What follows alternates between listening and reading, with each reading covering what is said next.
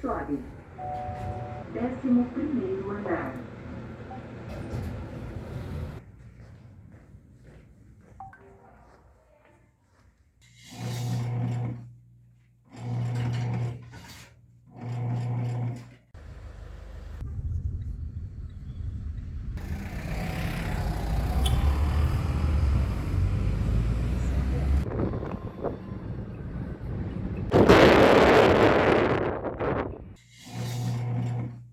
Que hoje tem 41 pontos, com essa probabilidade desse G6 virar G7, G8 ou G9.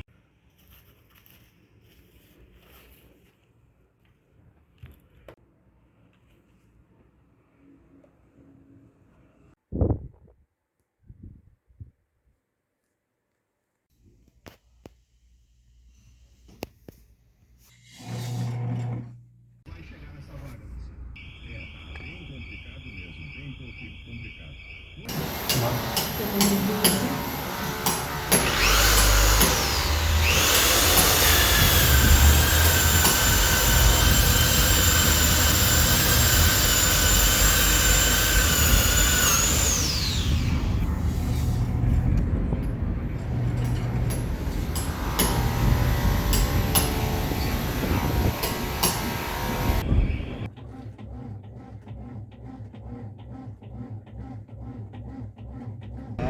De coisas ordinárias ou um dia ordinário, sei lá, dia ordinário, qualquer coisa assim, ordinário, sei lá. Mas aí eu quero na montagem dar uma situação de estresse, entendeu?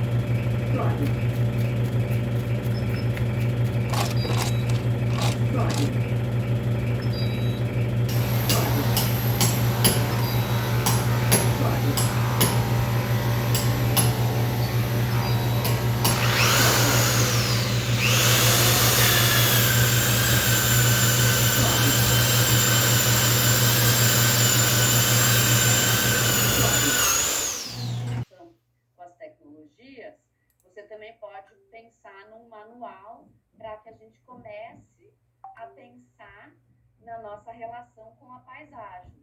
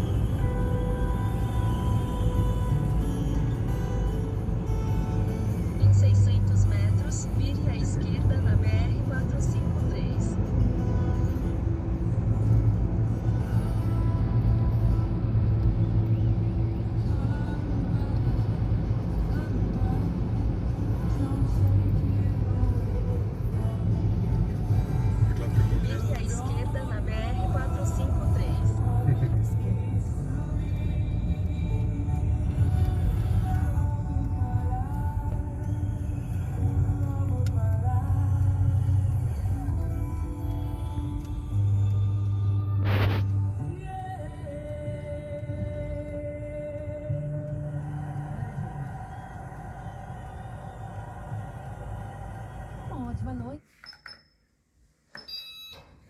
Suave.